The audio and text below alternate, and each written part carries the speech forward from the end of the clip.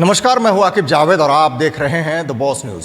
अभी मैं सहरसा जिले के सिमरी बख्तियारपुर में मौजूद हूं और हमारे साथ आईएएस शिक्षक शमी अनवर जी मौजूद हैं। यहां पर जनसुराज के बड़े नेता हैं और संभावित जनसुराज के प्रत्याशी भी लगातार सघन दौरा कर रहे हैं पूरे क्षेत्र का। लगातार बाढ़ पीड़ितों के बीच भी बने हुए हैं।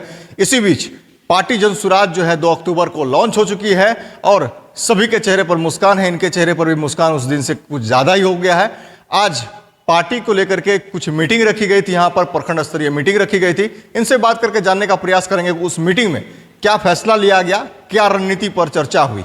सर, क्या कहना चाहते हैं? आज आप लोग पार्टी विशेष पर जो आप लोग मीटिंग रखे थे, क्या कहना चाहते हैं? और साथ साथ 2 अक्टूबर को आपकी पार्टी भी लॉन्च हो चुकी है, काफ़ी खुश है आप लोग इस पर? हाँ, जिस तरह से बिहार की जनता ने हमें आशीर्वाद दिया, दुआएं दी, ऑब्वियसली उसके लिए बहुत खुशी मिली। और शायद हम लोग इतनी सोच भी नहीं रहे थे कि पहली बार कोई पार्टी का आह्वान कर रहा हो। और जितने लोग वेटनरी ग्राउंड में मौजूद थे उससे ज़्यादा लोग बाहर मौजूद थे।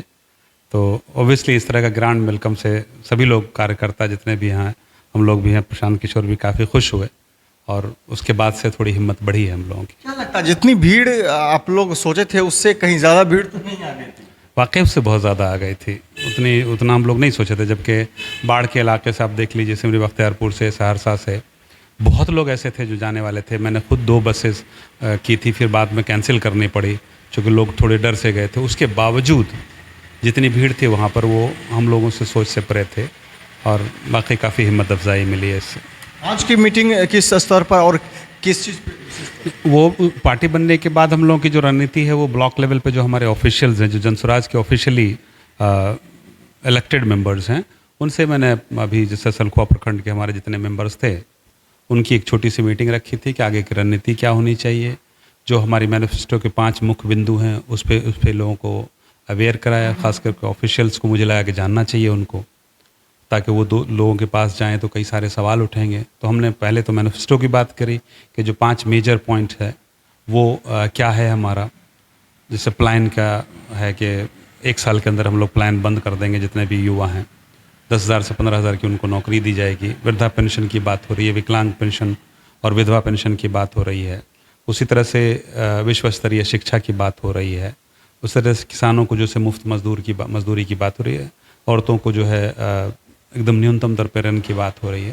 तो ये 5 मुख्य बिंदु के बारे में हम सारे ऑफिशियल्स को अवेयर करा रहे थे कि ये 5 मुख्य बिंदु हैं और इस मुख्य बिंदु पे कौन से पॉसिबल काउंटर क्वेश्चंस उठ सकते हैं लोगों के ज़रिए, उस पे हम लोग बात करने की कोशिश की है। सबसे बड़ी चीज़ है कि किसी भी पार्टी के लिए मैनिफेस्टो सबसे बड़ी चीज़ होती है। मैनिफेस्टो पर भी जनता का रुझान होता है। साथ ही साथ जो है जो पार्टी ज़्यादा दिखाने का प्रयास करती है, बताने का प्रयास, जिससे दिल्ली में भी केजरीवाल का आपने देखा मैनिफेस्टो ला करके किस तरह से सरकार बना ली। तो उस तरह से आपकी पार्टी में क्या विशेष, वो जो मैनिफेस्टो है उसमें क्या विशेष है और क्या? देखिए, बिहार का सबसे बड़ा जो मुद्दा है वो है माइग्रेशन का, पलायन का। तो अगर हम पलायन की बात करें तो ह्यूमन पलायन होता है, उसके बाद पैसों का पलायन हो रहा है, उसके बाद जो ब्रेन ड्रेन बोलते हैं जिसको, जहन का पलायन हो रहा है। तो हर तरह का पलायन हो रहा है। तो उस पलायन को सबसे पहले रोकने के लिए जो हमारी गवर्नमेंट का पहला मैनिफेस्टो है वही है कि हम 1 साल के अंदर जितने भी युवा कंपल्सिव होते हैं, एक होता है कि जैसे एक होता है शौक से जा रहे हैं भाई काम करने के लिए, कोई बड़े इंजीनियर हैं वो चले गए। जो कंपल्सिव हैं, जिनको एकदम फोर्सफुल जाया जाता है, फोर्स्ड माइग्रेशन जो होता है, उसको हम लोग रोक देंगे। 10 से 15,000 के उनको यहीं पे इंतजाम किया जाएगा विदिन अ ईयर। क्या ये संभव है? बिल्कुल है संभव, बहुत ज़्यादा। आप किसी भी आप सिंपल से एक सोचिए कि गुजरात से हमारे यहाँ कोई क्यों नहीं आता है? आता है कि कोई मजदूरी करने के लिए? राजस्थान तक, राजस्थान एक गरीब राज्य है, वहाँ से कोई आता है क्या? मध्य प्रदेश से कोई आता है? कभी सुने हैं कि मध्य प्रदेश का मजदूर जो है सिमरी बख्तियारपुर में या सहरसा में, दरभंगा में काम कर रहा हो? कभी नहीं सुना होगा। तो फिर आखिर यहाँ की सरकार की क्या मजबूरी सर नहीं कर पाते? उसकी वजह है कि कोई फोकस्ड वे में इस पर एक्ट ही नहीं किया है। इकोनॉमिक ग्रोथ के जो 3 बेसिक आयाम होते हैं, एक कृषि है, उसके बाद रोजगार है और शिक्षा है। तीनों अपने न्यूनतम स्तर पे है। उसकी इससे ज़्यादा बुरी हालत और कुछ हो ही नहीं सकती। जो लोएस्ट लेवल पॉसिबल है वहाँ पे पहुँच गया है। जैसे शिक्षा का स्तर देख लीजिए आप, स्कूल है, आप 10वीं क्लास के बच्चे से 2 लाइन बोलिए, बोलने के लिए नहीं बोल पाएगा। 6ठी क्लास के बच्चे को ABCD बोलिए सही से, नहीं बोल पाएगा वो। तो वो जो स्कूल तो है, बच्चे जाते भी हैं, लेकिन स्तर बहुत ही गिरा हुआ है। तो तो सबसे पहले शिक्षा का स्तर जो 15 साल के बच्चों अंदर के बच्चों के लिए अगले 5 साल में या 10 साल में इसको विश्व स्तरीय बनाया जाएगा। और जब तक गवर्नमेंट बना नहीं लेती है तब तक इसको प्राइवेट स्कूल को फ्री में दिया जाएगा बच्चों को, और उसका पेमेंट गवर्नमेंट करेगी। और ये बहुत ही पॉसिबल है। जैसे एक छोटा सा एग्जाम्पल प्रशांत किशोर ने दिया, बहुत सारे लोगों को शायद वो बुरा भी लगा कि वो राजस्व कहाँ से आएगा, वो इकोनॉमी कहाँ से आएगी। बिहार की सरकार ऑलरेडी गरीब है, अब उसमें अगर एक्स्ट्रा एक्सपेंडिचर करते हैं तो वो पैसे कहाँ से आएंगे। तो उसमें उन्होंने कहा कि हम 15 मिनट के अंदर शराबबंदी लागू कर देंगे। तो ये सिर्फ एक ये नहीं है कि हवा में बातें नहीं की जा रही हैं, जो भी बातें कर रही हैं प्रशांत किशोर वो सिर्फ हवा में नहीं कर रहे हैं, बल्कि उसके एक पूरा पॉलिसी के तहत बता रहे हैं कि इस तरह से हम आगे जा सकते हैं। लग रहा है आपको सर कि अगर राजस्व का कमाई जो है शराब से आ जाएगी और एक सरकार शराबबंदी किया हुआ है, दूसरी सरकार यानी कि आपकी सरकार आएगी तो शराबबंदी को चालू कर देगी। दूसरी बात यह है कि जो राजस्व कमाएंगे, चलिए राजस्व तो ठीक है, लेकिन कुछ लोग इससे सर तो नाराज भी तो हो सकते हैं। और प्रॉफिट की जहाँ तक बात है सर, तो प्रॉफिट तो अभी भी सरकार कमा रही है, कल भी कमाएगी। नहीं, देखिए प्रॉफिट की यहाँ पे बात नहीं है। शराबबंदी के दो पहलू हैं। एक, बंदी के फायदे हैं क्या। अगर मैं बंदी के नुकसान गिनाना चाहूँ तो आधे घंटे तक अभी तक बंदी के नुकसान पे ही बात चलती रहेगी। लेकिन मोटे मोटे तौर पे कहेंगे शराबबंदी है क्या बिहार में।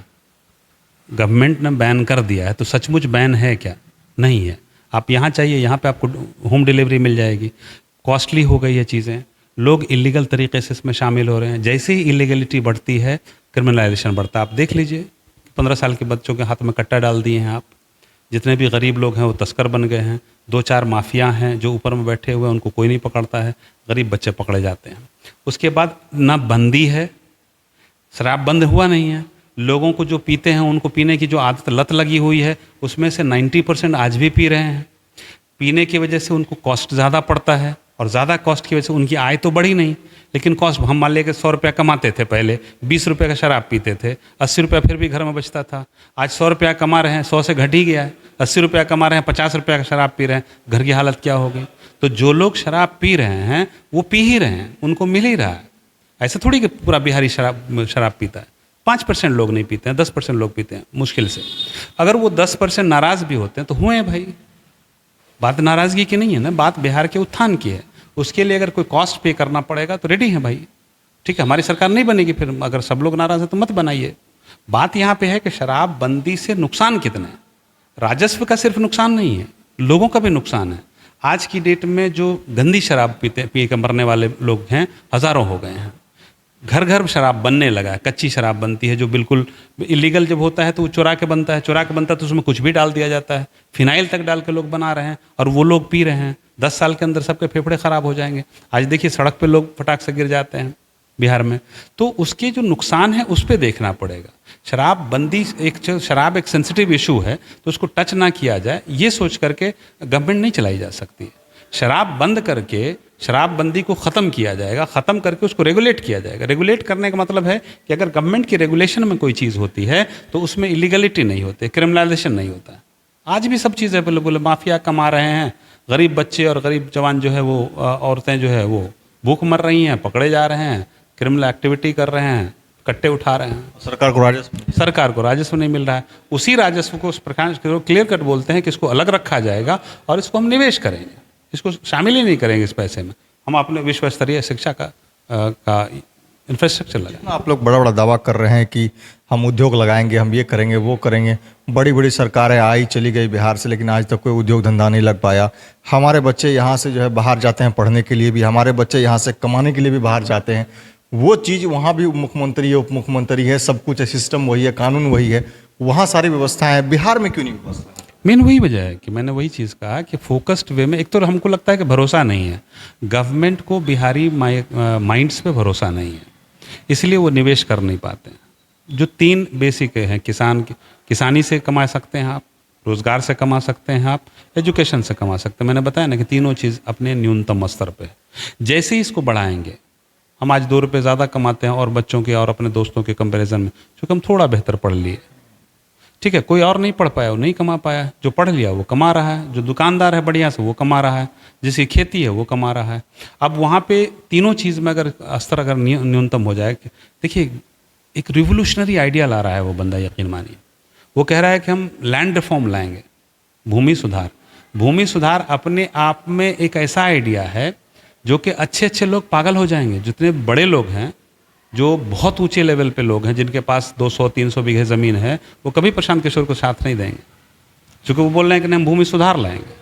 और भूमि सुधार के बारे में अगेन एक ऐसा टॉपिक है जिस पे घंटों बात की जा सकती है। भूमि सुधार से जो गरीब लोगों का उत्थान होगा, उसको कोई सोच भी नहीं सकता है कि कितना उत्थान होगा। आज की डेट पर आप एक फील्ड लगाने चले जाइए, एक फुटबॉल का फील्ड सिमरी बख्तियारपुर में खोलने के लिए गवर्नमेंट चाहेगी तो उसके पास ज़मीन नहीं है, क्योंकि सबों ने कब्जा कर रखा है। तो जैसे ही भूमि सुधार आएगा तो वो आपको प्रोमोट हो जाएगा, उस पर आ जाएगा। तो जो अर्थव्यवस्था की नींव है, जो रीढ़ है, जो 3 क्षेत्र हैं, उस तीनों पे सेपरेटली फोकस करने का प्लान है हमारी गवर्नमेंट का। तो ऑब्वियसली जब तीनों, अब जैसे हम ही हैं, आप ही हैं, क्या किया गया? मेरे माँ बाप ने पढ़ा दिया तो आज हम उनके ऊपर बोझ नहीं है। तो वैसे ही 15 साल के बच्चे, नीचे के बच्चे को हम लोग पढ़ाने की बात करेंगे। उसके बाद 15 साल से ऊपर के बच्चे को 10 से 12 हज़ार रुपये का रोज़गार दिया जाएगा, तो अपने आप उसको हो जाएगा। औरतों को ऋण दिया जाएगा, जो लोग इंडस्ट्री लगाना चाहते हैं उनको सस्ते ऋण मिलेंगे। आज देखिए पदम में लोगों की कितना हालत ख़राब है, औरतों का शोषण हो रहा है हर तरह से। जो कॉस्टली 2% 3% प्रति मंथ के हिसाब से, यानी कि 36% आप टैक्स 36% इंटरेस्ट रेट लगता है लोगों को ऋण लेने में, हम लोग उसको 4% पर ऋण देंगे। जो इंडस्ट्रियलिस्ट होंगे उनको फैसिलिटेट किया जाएगा। तो जब चौमुखी विकास होता है चारों तरफ से, आप देखते हैं, और ऐसी नहीं कि बहुत बड़ी बड़ी बात नहीं हो रही है, सिंपल सा है कि शिक्षा का स्तर विश्व स्तरीय होगा। इसमें कोई ज़्यादा खर्च की ज़रूरत नहीं, सिर्फ डेडिकेशन की ज़रूरत है और लगन की ज़रूरत है, जुनून की ज़रूरत है। एक सवाल और है सर, हो सकता है कि आप इस पर हिचकिचाए बोलने से, लेकिन कुछ लोगों का ये सवाल था कि शमीम जी तो आ रहे हैं, चुनाव लड़ेंगे, जीतेंगे, तो क्या लगता है सर, क्या जीतने के बाद, उनका कहना है कि ये तो बाहर में सब कुछ चला रहे हैं, कमा रहे हैं, आईएएस बना, अपने क्षेत्र के लिए इन्होंने क्या किया? तो क्या आप जीतने के बाद क्या आईएएस शिक्षक जिस तरह से आप बाहर पढ़ाते हैं, आईएएस वाले पढ़ाते हैं, आईपीएस वाले पढ़ाते हैं, उस तरह से क्या यहाँ इस क्षेत्र में कुछ हो सकता है? इस क्षेत्र में हम पहले भी करते रहे हैं। जो लोग नहीं जानते हैं उनके लिए मैं बता देना चाहता हूँ, यहाँ पे तो कोचिंग इंस्टीट्यूट खोली नहीं जा सकती है। एक थ्रेशोल्ड पॉपुलेशन होता है, वर्ड होता है इकोनॉमी का, एक है थ्रेशोल्ड पॉपुलेशन, कि किसी भी बिजनेस को या जॉब को करने के लिए एक minimum number of people required होते हैं, जो कि सिमरी बख्तियारपुर या सहरसा में हमको एक कोचिंग चलाने में नहीं मिलेगा हमको। लेकिन जब भी मैं आता हूँ, और कोई साल ऐसा नहीं जो मैं नहीं आता हूँ, मैं उस तरह से माइग्रेंट नहीं हुआ हूँ, हर साल कम से कम 2 बार आता हूँ, 3 बार आता हूँ। क्रिकेट के सीज़न में पक्का आता हूँ, ईद बकरीद में पक्का आता हूँ, या एक बार बीच में सर्दियों में कभी न कभी 2 बार 3 बार आता रहता हूँ। उसमें अपने इलाके के बहुत सारे लड़के ऐसे मिलते हैं जो आकर के बात करते हैं, उनको मैं गाइडेंस देता हूँ। अब मैं ये कह सकते हैं कि मैं दूसरों के पास पहुँच कर ये नहीं करता हूँ, या मास लेवल पे अभी तक नहीं किया है। लेकिन अगर मैं यहाँ रहता हूँ तो यहाँ पे मास लेवल पे मैंने पहले भी प्लान किया था, लेकिन मेरी खुद की मजबूरियाँ रही थी जिसकी वजह से मास लेवल पे नहीं कर पाया था। अभी मेरा प्लान है कि एक लाइब्रेरी होगी हर एक मेजर सिटी में, एक जो है छोटा सा लाइब्रेरी में एक टीवी लगा करके, एलईडी लगा करके, उस पे हम जितने भी दोस्त लोग हमारे पढ़ाते हैं उनको फ्री में यहाँ पे हम ट्रांसफ़र करने की कोशिश करेंगे। और जो बच्चे इंटरेस्टेड होंगे और एक लोकल लेवल के रिसोर्सेज को मुहैया करा के उसको हम कराने की कोशिश करेंगे। क्या लग रहा है जिस तरह से आप क्षेत्र में लगातार घूम रहे, जनता का कितना प्यार मिल रहा है? उम्मीद से बहुत ज़्यादा, बहुत ज़्यादा। मतलब यकीन मानिए कि मैंने सोचा भी नहीं था कि एक नए आदमी को, एक आम आदमी को, बहुत ही साधारण आदमी को, बहुत ही साधारण परिवार से आने वाले बच्चे को या इंसान को इलाके वाले इतना प्यार करेंगे, यकीन मानिए मैंने नहीं सोचा था। जहाँ भी जाते हैं सब लोग यही बोलते हैं कि भाई थोड़े पढ़े लिखे आदमी हैं तो बहुत अच्छी बात है, आप लोग ज़रूर आइए, हम लोग परेशान हो जाएंगे। और जहाँ तक इसका मतलब लोगों का रुझान का सवाल है, तो देखिए आपको कौन प्यार करता है जल्दी पता नहीं चलता है, लेकिन नफ़रत करने वाले से आपको पॉपुलैरिटी का पता चलता है। आपको एक चीज़ बताना चाहते हैं हम कि शुरू से मैंने देखा है कि जब भी हमारे पोस्टर्स लगते हैं यहाँ पे तो उसको फाड़ दिया जाता है। अभी हम लोग हमारे जितने भी लड़के सब थे, कम से कम बोले कि भैया इस बार पोस्टर लगाएंगे हम लोग 2 अक्टूबर के लिए, सब कुछ के लिए। तो हम लोग 550-600 के आसपास पोस्टर लगाए पूरा सिमरी बख्तियारपुर विधानसभा क्षेत्र में। आप जाके आज देख लीजिए, आपको 100 भी नहीं मिलेगा। ऐसे कौन लोग हैं, किनको डर है आपसे? नहीं, वो तो ऑब्वियस है किनको डर है, वो तो ऑब्वियस है किनको डर है, लेकिन मुझे नहीं लगता है कि वो लोग इतने नीचे स्तर पे आकर के ये करेंगे। मुझे यकीन है इस बात का कि जो लोग डायरेक्टली इन्वॉल्व हैं वो नहीं है, लेकिन कुछ उनके जो जैसे जो होते हैं, जो उसको चाहने वाला कह सकते हैं या जुनून वाला कह सकते हैं या बेवकूफ़ सपोर्टर्स कह सकते हैं, वो फाड़ दे रहे हैं। मेडिवल पीरियड में क्या होता था कि मेडिवल पीरियड में जब कोई राजा के खिलाफ कोई गुलाम खड़ा होता था ना, तो उसको चौराहे पे सूली पे लटका दिया जाता था। तो चूँकि हम लोग अभी जमहूरी निज़ाम में हैं, इंडियन कॉन्स्टिट्यूशंस का लॉ एंड ऑर्डर सिचुएशन है यहाँ पे, और कॉन्स्टिट्यूशन के हिसाब से गवर्नेंस चलाने पड़ेंगे, तो सूली पे तो चढ़ा नहीं सकते हैं, तो पोस्टर को फाड़ करके गुस्से को निकाला जा रहा है। तो ये थे हमारे साथ शमी मनवर जी। इनसे बात करके काफ़ी कुछ पता चला कि क्या विधि व्यवस्थाएं अभी सुमरी बख्तियारपुर में बनी हुई है और जनसुराज का क्या मोटिव है। जिस तरह से जनसुराज का 5 मैनिफेस्टो इन्होंने बताया कि मैनिफेस्टो में क्या होने वाला है, युवाओं के लिए क्या होने वाला है, और जो ऋण मिलेगा महिलाओं को उसके लिए क्या विधि व्यवस्थाएं हैं। साथ ही साथ जो है आपको जो 400 रुपये जो है वृद्धा पेंशन दिया जाता है, चाहे वो विकलांगों को हो या फिर 60 वर्ष से ऊपर के महिलाओं को हो या बुजुर्ग को हो, उनको 2000 रुपये किया जाएगा। साथ ही साथ जो है इनका कहना है कि जैसे ही हमारी सरकार आई तो 15 मिनट के अंदर में जो है ये शराबबंदी जो है ये ख़त्म कर दिया जाएगा और इसको दोबारा से जिस तरह से सभी राज्य में फ्री है उस तरह से चलाया जाएगा। साथ ही साथ एक सवाल इनसे हमने पर्सनली किया था, जो आप लोगों का रिकमेंडेशन था। जब मैंने इनसे सवाल किया कि आप अगर जीतते हैं जनसुराज से, यहाँ आप लड़ते हैं, उसके बाद अगर आप जीतते हैं तो यहाँ के वासियों के लिए क्या करिएगा, युवाओं के लिए क्या करिएगा, आखिर आप तो जीतिएगा फिर चले जाइएगा।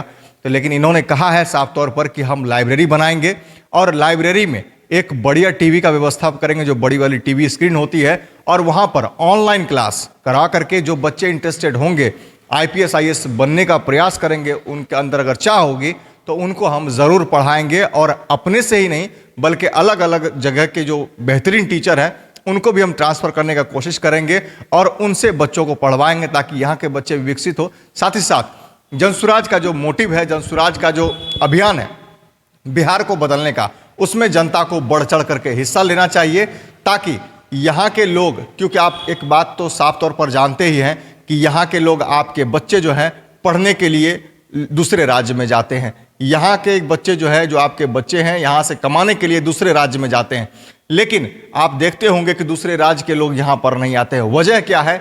वहाँ भी वही कानून है, वहाँ भी वही मुख्यमंत्री है, वहाँ भी वही उप मुख्यमंत्री है, वहाँ भी वही मंत्री है। आखिर ऐसा कौन सा जादू का झड़ी होता है जो वहाँ सारी व्यवस्थाएं हैं और यहाँ वो व्यवस्थाएं नहीं है? सिर्फ और सिर्फ जो है राजनीतिक दलों के द्वारा हम सबको, पूरे बिहार वासियों को बेवकूफ़ बनाया जाता है, पागल बनाया जाता है, ऐसा कह सकते हैं। तो इस चीज़ से अब निकलने की ज़रूरत है और इसी को जो है प्रशांत किशोर आगे लेकर के चल रहे हैं और उसमें बढ़ चढ़ करके सभी बिहार वासियों को आगे बढ़ने की ज़रूरत है और उसमें कंट्रीब्यूशन करने की ज़रूरत है।